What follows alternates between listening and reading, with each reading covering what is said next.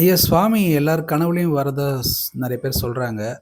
ஆ பக்தர்களுடைய அந்த கனவு நம்பிக்கைய பத்தி நீங்க என்ன சொல்றீங்க?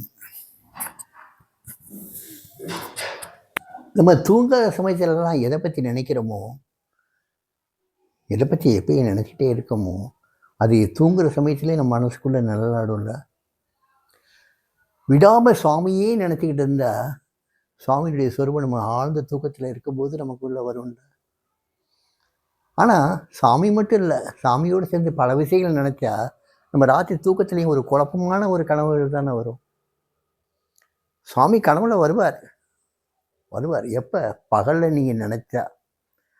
பகலில் நீங்கள் நினைக்காம, பகலில் நீங்கள் வந்து எப்பயுமே அவரை பற்றி கொஞ்சம் கூட கவலைப்படாமல், கொஞ்சம் கூட சிரத்தையோடு அவரை நினைக்காம, ராத்திரி கனவுல மட்டும் வர்றாருன்னு சொல்கிறது வந்து உங்களை நீங்களே ஏதோ மிகப்படுத்தி நீங்கள் சொல்கிற மாதிரி ஆயிடுது.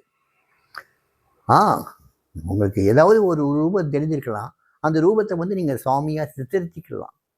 ஆனால் பகலில் நீங்கள் எந்த அளவுக்கு நீங்கள் விழித்திருக்கிற சமயத்தில் வந்து எந்த அளவுக்கு நீங்கள் ஞானி மேலே, ஒரு யோகி மேலே, இந்த சுவாமி மேலே நீங்கள் அந்த பக்தி செலுத்துறீங்களோ, அந்த அளவுக்கு சாமி உங்களை விட்டு என்றைக்குமே விலக மாட்டார்.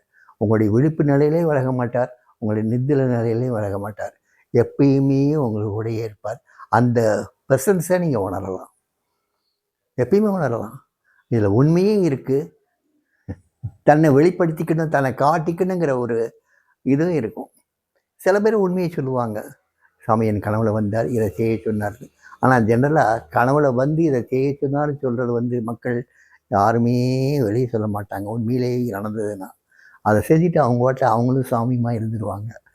ஆனால் கனவுல என் கனவுல வந்து இதை செய்ய சொன்னார், அதை செய்ய சொன்னார், உங்களை இப்படி செய்ய சொன்னார், அப்படி செய்ய சொன்னார்னா, யாரை செய்ய சொன்னாரோ அவங்க கனவுலே வந்து இவன் வந்து சொல்லுவான், அதன்படி செஞ்சுட்டுன்னு சொல்லியிருக்கணும்ல.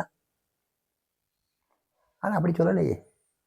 ஸோ கனவுல வந்து சாமி சொல்ல முடியும், சாத்தியம் இருக்குது. அப்படி கனவுல வந்து சொன்னால் அதை ஏற்றுக்கிட்ட பக்தர்கள் வந்து வெளியே யார்த்தையும் வெளிப்படுத்த மாட்டாங்க. அதை வந்து பரம ரகசியம் இல்லை, அதை வந்து அந்தரங்கமாக வச்சுக்குவாங்க. அவங்களுக்கு சுவாமிக்கு உள்ள அந்த அந்தரங்கத்தை மற்றவங்களுக்கு ஏன் காட்டணும்? அந்த அந்தரங்கத்தை மற்றவங்கள்ட்ட காட்டுற மாதிரி ஆயிடுச்சுன்னா அதில் பொய் தான் நிறையா இருக்கும், உண்மை இருக்காது.